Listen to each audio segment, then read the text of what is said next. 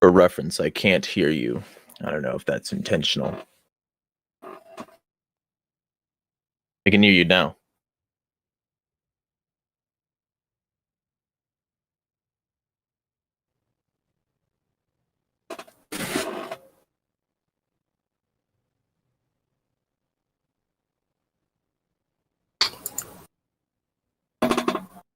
For reference, I can't hear you.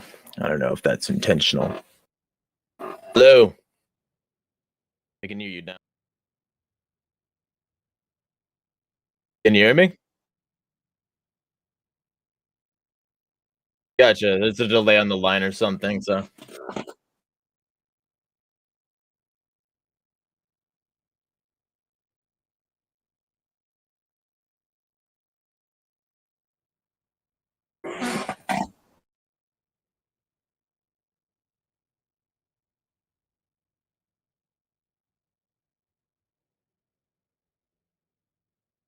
I mean, it seems like there's a delay on the line, but other than that, I mean, fine, I guess.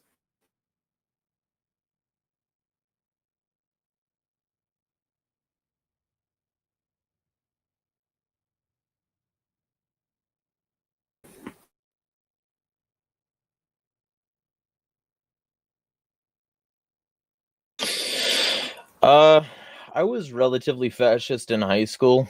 Um, like, I didn't recognize it at the time, but pretty much what I was describing and supporting was fascism. Um, and I started to sort of think differently and try to get my my head in order in terms of my own personal ethics and et cetera, et cetera. It helps to have a prefrontal cortex before you get involved in politics, but I was still like I grew up in a relatively conservative town, and my mentality was basically supporting of heavy militarization, capitalism at all costs, support corporations, et cetera, et cetera. Um, glass Iran, that kind of mentality. I was one of those kids in high school. So um, I started to sort of step away from that in terms of ethics, thanks to various media and also my family. Um, Sort of influencing me in more appropriate directions. Um, and one of the key influences, of course, was Sonic the Hedgehog because he's a rebel against every government. But like, other than that, and the fact that I really couldn't argue with the principles in the games, which basically means my sister helped make me a libertarian by being one of the people who introduced me to that. Um, I also read a bunch of like Heinlein and a bunch of uh, other sort of libertarian stuff, and sort of started to become more, one could say, liberal accepting in later high school years. And I found out about libertarianism when I was trying to figure out which political party I wanted to be a member of. Um, because neither Democrat nor Republican really fit. So I asked my mom, told me that I should go with the uh, Libertarian Party, or I should check them out at least and see if they fit me. And they did. Like, there were a few things that I was kind of shaky on, but like, it seemed to make sense what they were saying in their platform. So I registered libertarian relatively quickly, but effectively the closest thing to truth, like the biggest, like most concise way to sum it up, would be that my family pushed me in the right direction.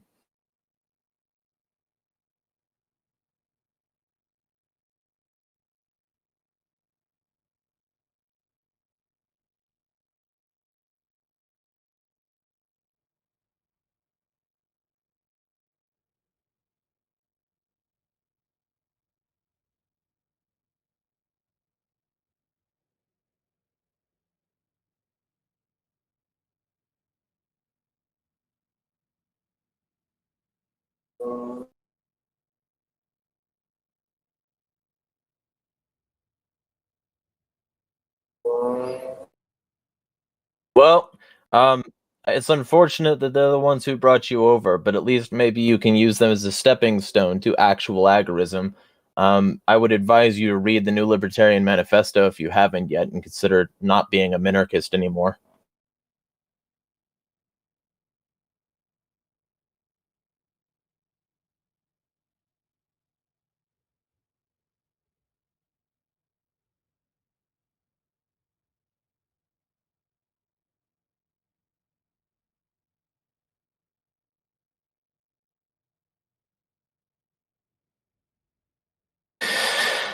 I think they started out trying to address some reasonable concerns. I also think that they, both of them, take too long to answer questions.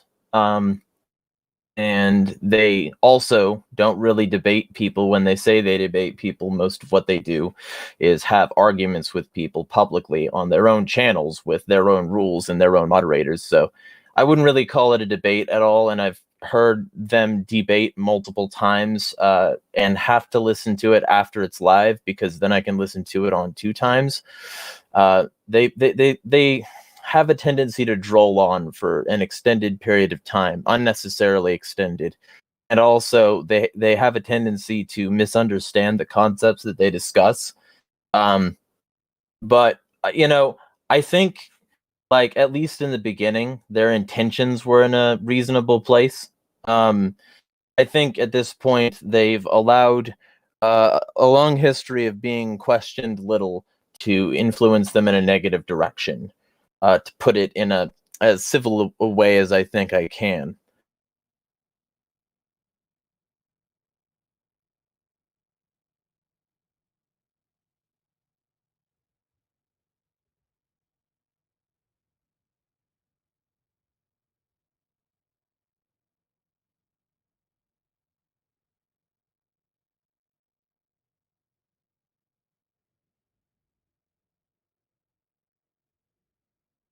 While he's fixing that, I will let people know that they should read the Sonic comics.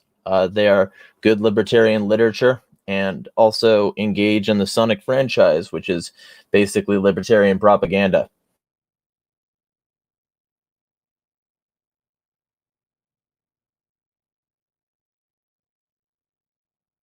One of the key, I guess I'll vamp for a second here, because he's trying to fix his audio issues. One of the key things that Samuel Edward Konkin III, the founder of agorism, had to say was, and I recognize you can't hear TNW. He's fixing that, but I'm vamping basically in the meantime because I might as well. So basically, SEK3 had this policy where he tried to emphasize fiction as much as possible, specifically science fiction, as a way to sort of circumvent people's senses about politics and show them libertarian ideals with less abrasive and aggressive marketing, one could say, than just handing them a bunch of nonfiction to read. So I like that mentality, and I sort of co-sign it in multiple ways, and I think Sonic would be a good place for many people to start if anybody is interested. Your audio working now?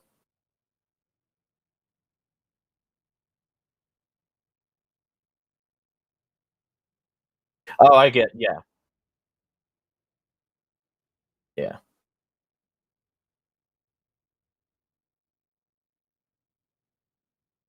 Writing Time says this is a one-sided conversation, but dumps. Yep. Yeah, pretty much.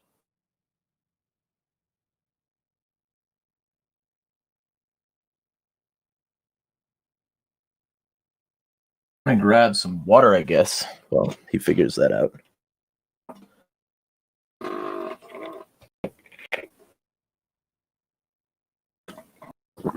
There we go.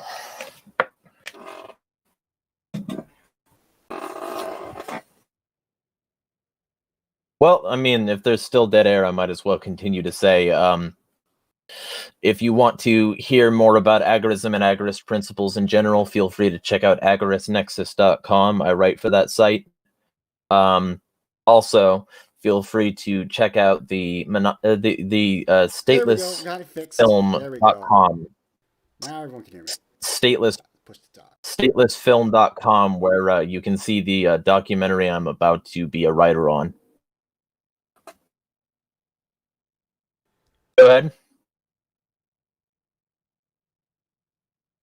Yep, I'm here. I got my audio to work, so at least in their end, so they can hear.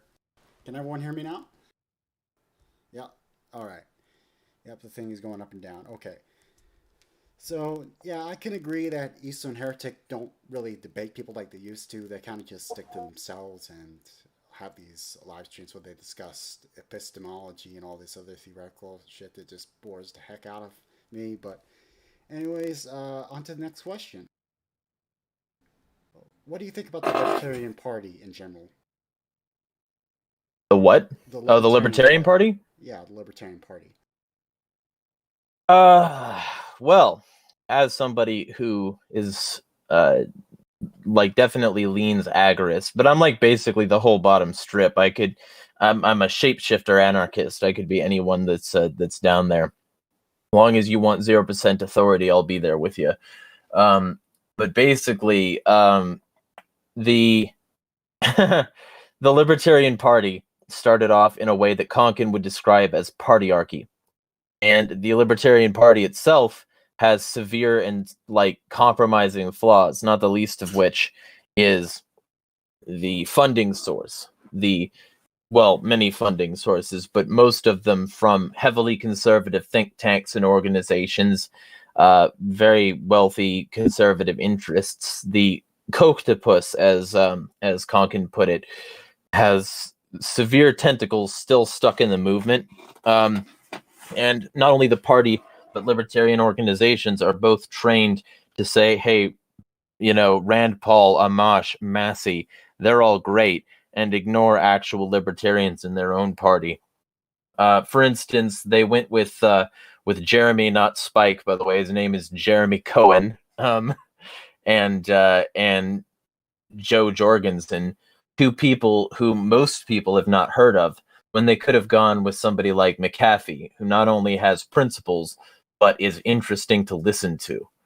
So interesting that many people have had him on, like, for interviews, and also documentaries have been written about him. They could have had him, who says war is murder and taxation is theft. They could have had Daryl Perry, who said relatively similar things but wasn't famous, like principle. The party of principle should care about principle.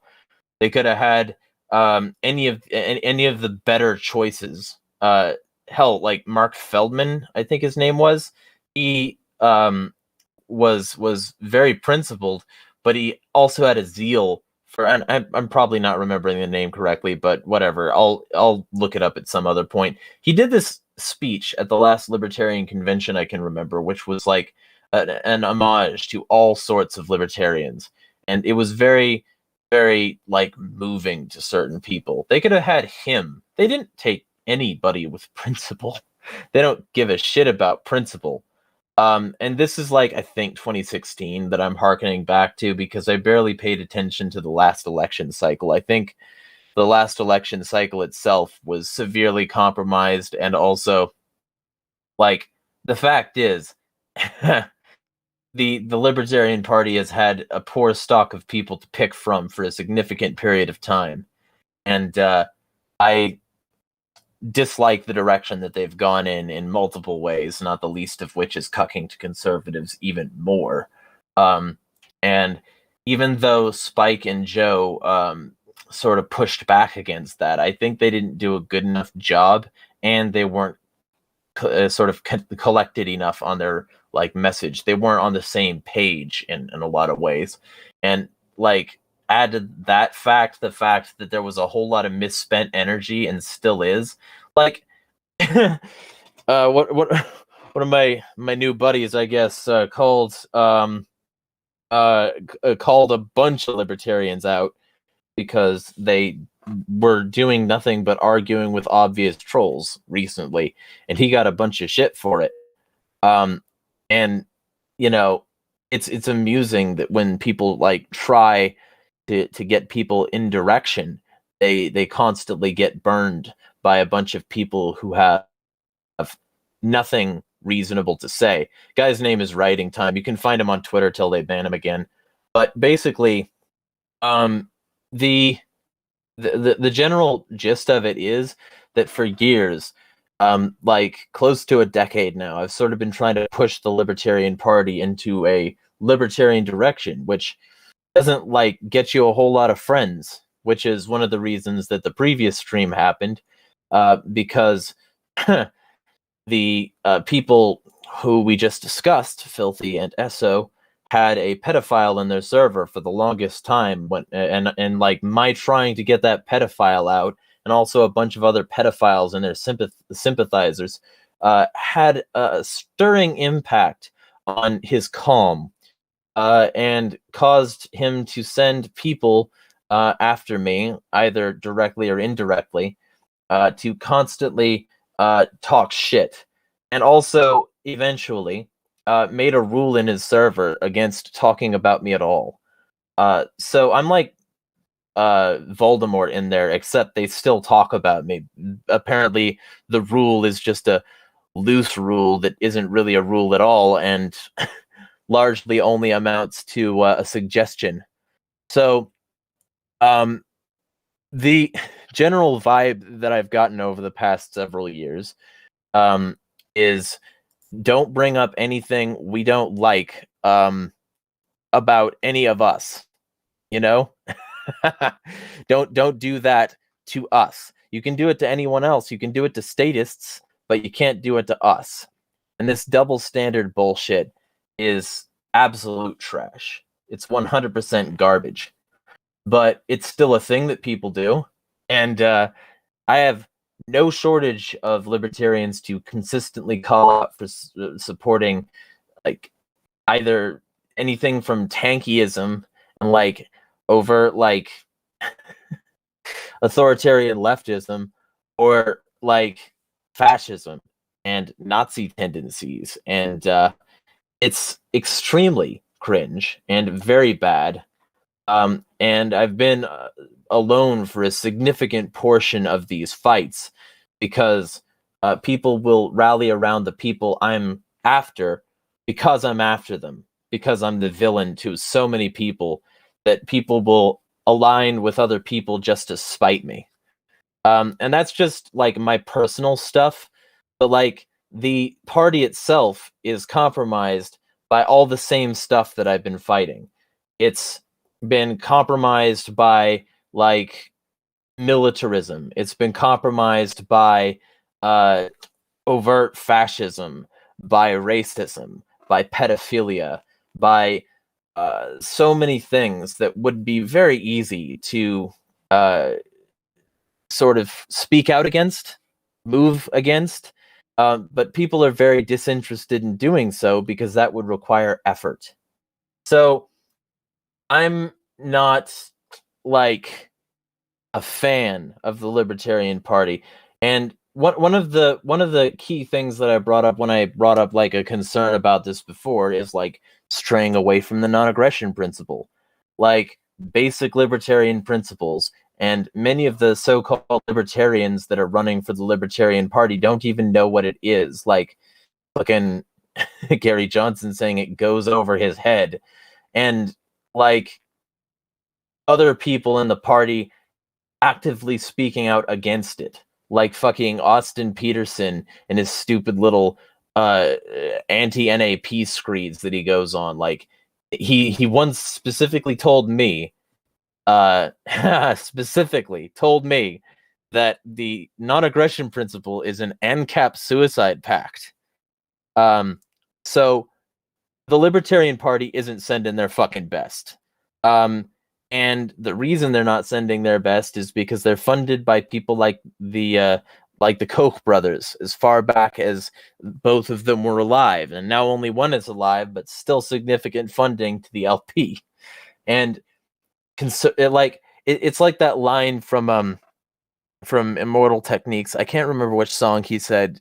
Well, and it's Immortal Technique. I was gonna say Immortal Technique 'S the song, but I can't remember what the song was. I think it might have been Cause of Death, but it's like that's why conservative racists are all running shit, and your phone is tapped by the federal government. like, because nobody wants to speak out, nobody wants to say shit about it. And when people say, hey, maybe we shouldn't be handing out materials at Young Americans for Liberty tables that say Ron Paul is the most libertarian possible.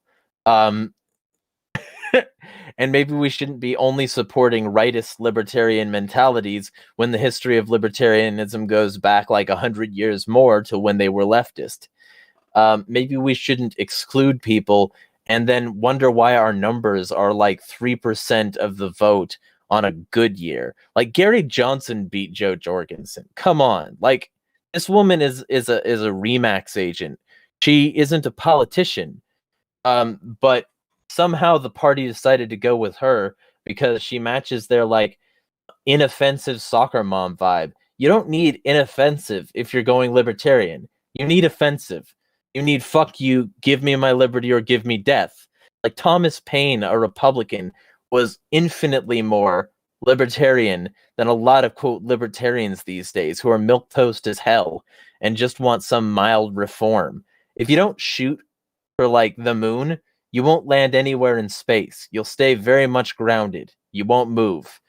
And oftentimes, I think these people would do a lot better to overshoot, be brazen, be aggressive and angry, and not take anyone's shit. But that's not what they do. They waste time arguing on the internet when they could be like improving their communities.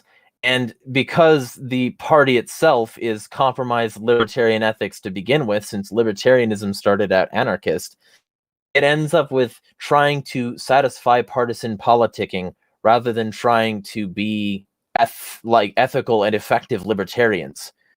The libertarian ethos should be zero government. That should be the goal at all fucking points. And if you land at some level of government, then it's certainly better if it's smaller, but that doesn't mean that it's good if it's there. Libertarianism should be about trying to seek maximum liberty and stick to principles, but they're not about that anymore. What they're about is selling out to whatever conservative will suck them off during a meeting, and while that happens, ditching a significant amount of principles to the point where people have to bring up libertarian thinkers like Mises to begin with for people to even start to consider whether or not they want to respect classical libertarian thought. And that's just like right libertarians. Like, there are so many like left libertarians that you could listen to as well. But, tell that to the majority of Libertarian Party members and they'll claim that, oh no, you can't be a leftist and a libertarian because nobody actually knows the history. Nobody knows the principles. Nobody cares about consistency and nobody wants to spend their time appropriately. That's why they're in politics, because politics is a convenient way to let somebody else do it for you. It's pathetic and cowardly.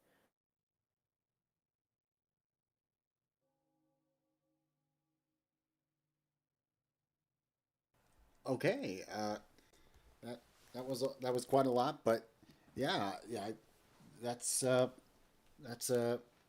something I could kind of agree with. It's just that a lot of libertarians seem to lack a lot of backbone, that they don't want to go out there and actually advocate and shoot for the moon, like you said. Actually, you know, actually want to make things happen. They just want to get into arguments in the internet and not really do anything out in the real world. It's just sad. And they constantly say, well, it's going to be co-opted. It's going to be co-opted. Well, if you're careful, well, that's why you have to be careful about who you accept in the libertarian community and who you don't. Like you said before, like openly accepting pedophiles in the libertarian community doesn't look good in the pragmatic sense, and it's just disgusting in the moral sense.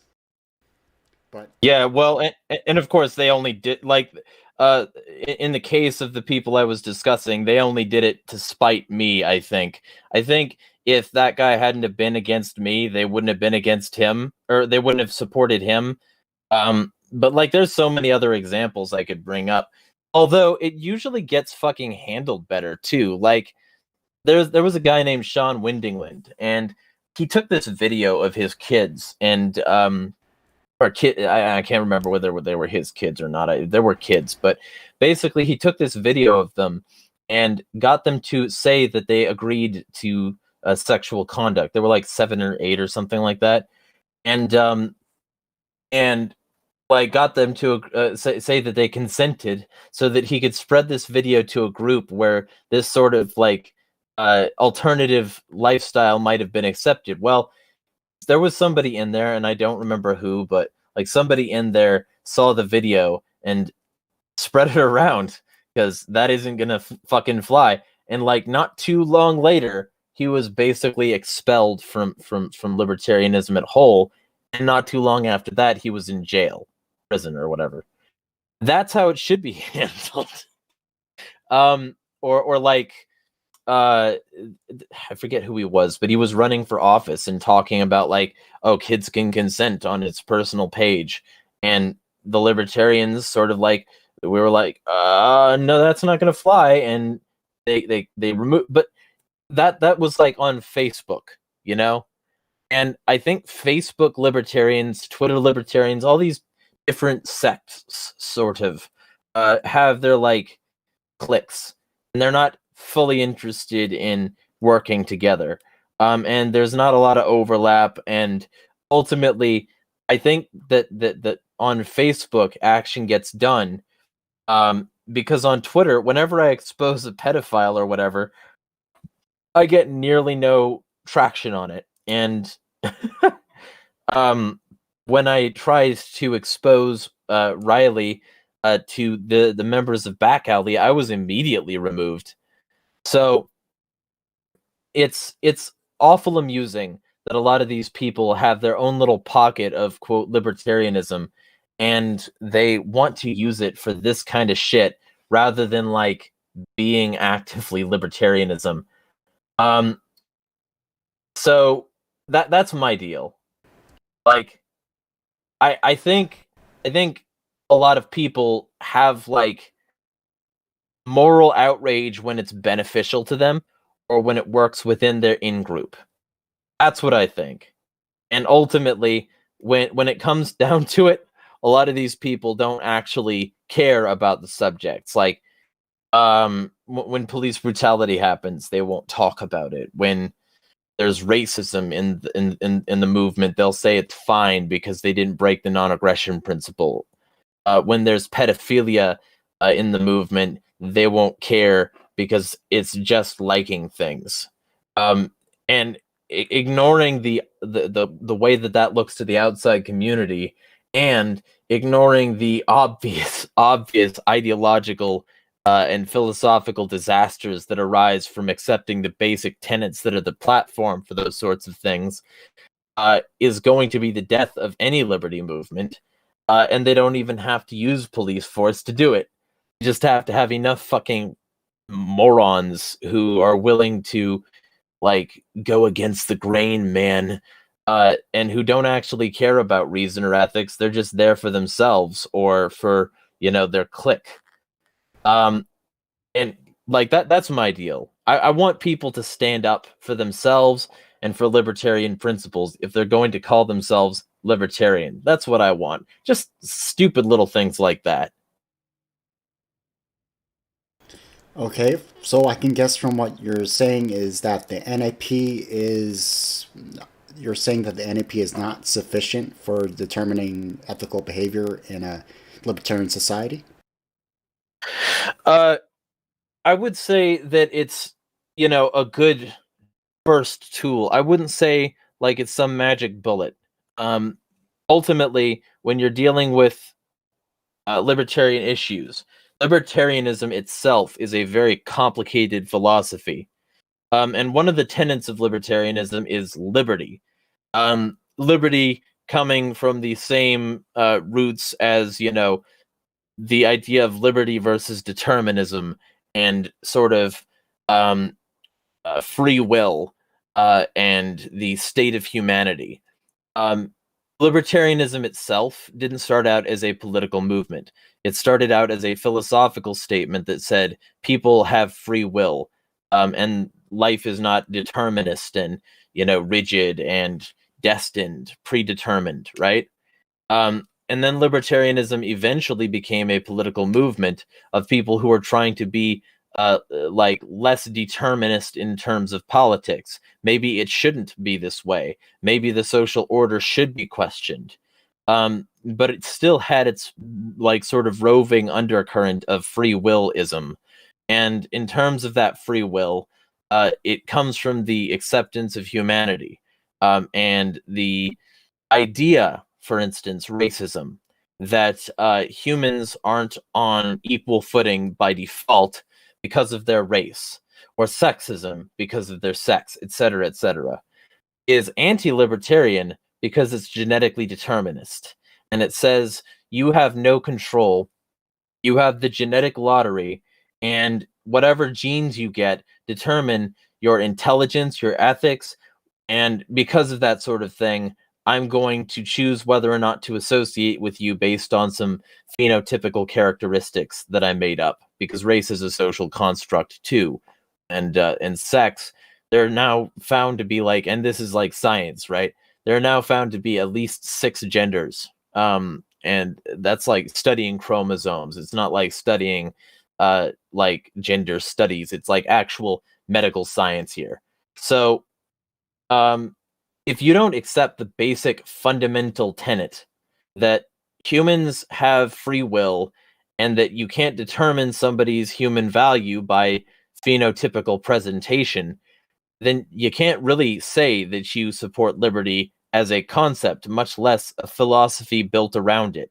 So things like racism and sexism are not libertarian, they're anti-libertarian. However, I mean, they could certainly exist in a libertarian society, maybe, if the market would bear it. I have a strong feeling that a lot of these people would be ostracized out, and that part of the consequence of a decentralized movement would be to say, hey, if you want these people to be controlled out of your society, just don't let them shop at your stores. Don't let them go to your, whatever, private or just communal schools or whatever you have going. Don't let them in. And eventually they would be frozen out or forced to like go found their ethno state, which would be an anti-libertarian society. So to me, either they hide it so that they can operate within a libertarian society, the libertarians remove them from the libertarian society, so to speak, or they go and found their ethno-state commune so that they can go have their circle jerks about the master race. And that's just, my take. I've never actually had it disproven when I present it that way. And when I present it that way, people aren't sure, like, who are used to defending, like, essentially racists, aren't sure what to do with that. They're not sure how to respond when I tell them that they need to support liberty to be libertarian. But I usually just hope for the best and plan for the worst, because most people aren't interested in having anything they do criticized. And in this particular case, I'm poking at a lot of hornets' nests. And I'm poking a lot of hornets' nests just by having you on my live stream here. But I'm a really brave son of a gun. I don't really bend to anyone, and I search for the truth. And if Filthy or Azo hate me for doing this, then so be it. If they want to kick me out, so be it. But I want to get to the truth of the matter here, and I'm glad you've been very amiable and civil in answering these questions. And maybe there's just been some misunderstanding here. And okay, and it leads on to my next question. What do you have to say to people who accuse you of doxing? Well, I mean, I'd like to know what the basis for those accusations are. Because when they bring it up, they bring up things like, for instance, Josiah Moore, who had his name on his own personal website, which he used to spread racist and fascist tropes under the name Volnist. And when I called him Josiah Moore, it was because he called himself Josiah Moore. And I didn't even figure that out from his website either. I figured that out when he came to my Facebook when I was talking about being suspended. Well, what's the term? locked out of my account for 12 hours because I had the audacity to go against people like him. And he and Chaser the Fatty or whoever went on a bunch of, and like this is like him and a bunch of other people went on a bunch of reporting sprees that Josiah Moore would later admit to on my Facebook, to say that they wanted to try to push me off the internet. So, I mean, like, Chaser has since disavowed the pedophile, so he's like better than some of the people that I've interacted with. But ultimately, Josiah Moore is the probably person that accusation arises from, because this is the community that sort of was adjacent to that community, and it's also the community that was brought up when I went over my Riley video situation, when I sort of started to talk about this situation more publicly and sort of collect my thoughts on it. I did not dox Josiah because he used his personal Facebook to tell me all this information. And like, I have the screenshots of him doing that with his name exposed. But then if you like, his site is shut down now at this point, but like it was still operational about a year ago, and you could have done a site search on Google for the name Josiah Moore and found out he actively used that name on that site, and many others. You can still find his name. So the idea that I doxed him is something that I not only repudiate but laugh at, because he's the one who went by that name. And so if that's the situation under question, then like, so be it. I don't apologize. Because I didn't dox anybody. Doxing is releasing information that was private. This was never private. Additionally, and he also used his private page, his alias page, Volnest, on Facebook, and I think it's still up. Might be wrong about that, but he used that along with his normal name. So it's not like it's not like I'm super sneaky sposing somebody here. Like, this guy was very public with his name, and the only other person I can think of in terms of doxing is fucking Jocelyn Glaybach, who, the red-headed libertarian who used that name on articles that she wrote and released to the public. So no, I don't dox people. If I did, I wouldn't use my normal name and make that public, because I don't want to risk incurring legal action. It'd be an incredibly stupid move to dox people. What I've done is I've shown people to be who they are by their verified presence online. I've taken screenshots and video evidence and shit and used it against them. And they didn't like that, so they called it doxing. But it's not doxing by any legal definition, and it's certainly not doxing by an ethical definition. This is information they put out there. Here's a pro tip for all the bitches who say I doxed them. If you don't want information out there, don't fucking put it there.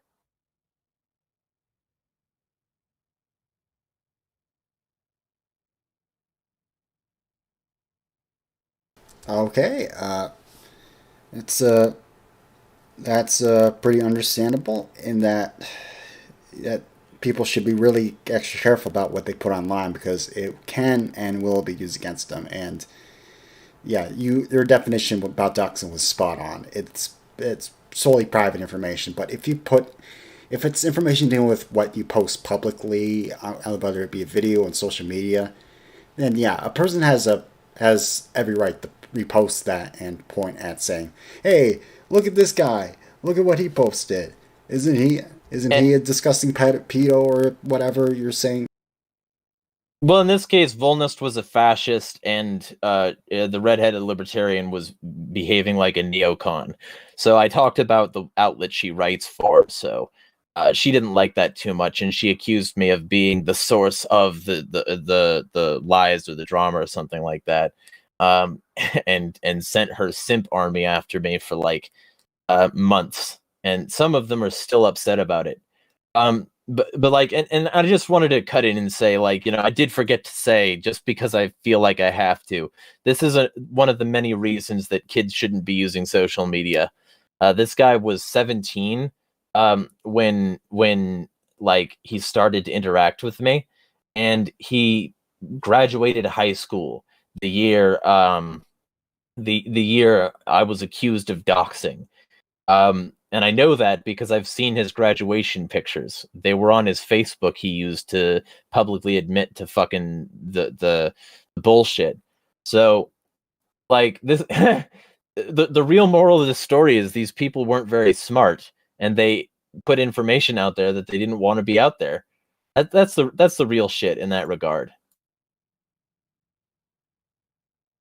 And maybe people should wait until they have a prefrontal cortex to get involved in political discourse.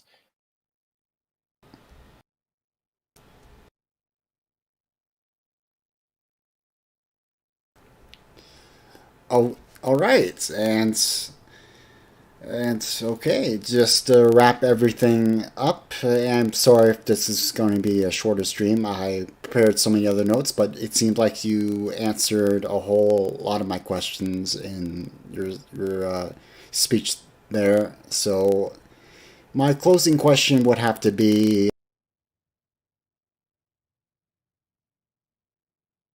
is there anything else you would like to say to the people watching this?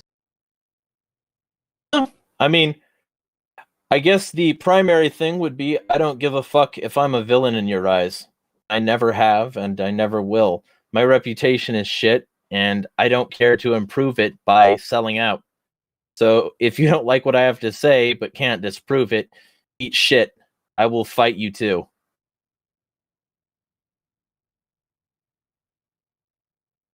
That you are, and that concludes our interview.